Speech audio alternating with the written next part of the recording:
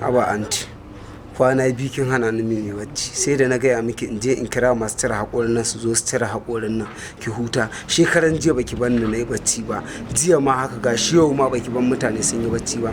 Gaskiya zan je in kira masu cire haƙorin nan kawai su zo su cire haƙorin nan. Kamar ni na san me nake ji. Wannan kika san me kike ji? In ba a cire haƙorin nan ba za ki samu sauki ba. To za a samu sauki ka je ka kira su. To shi kenan bara in je in kira sai su zo su cire shi.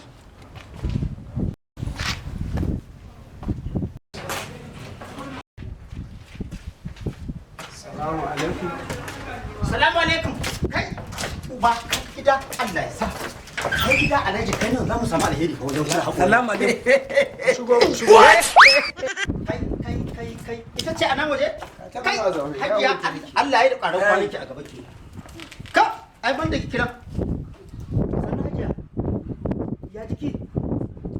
Dakta kaji. Ya sannu hajiya. Kai Allah ne ya taimake ki. Da yanzu baki da makamakin hagu. Hajiya, yana miki kaburi? Yana yi.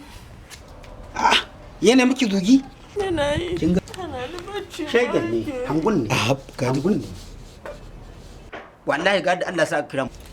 To dole ne zaki dinga cin goruba shida a rana. Duk aka yi karas. Saboda haka ta hada da giginya.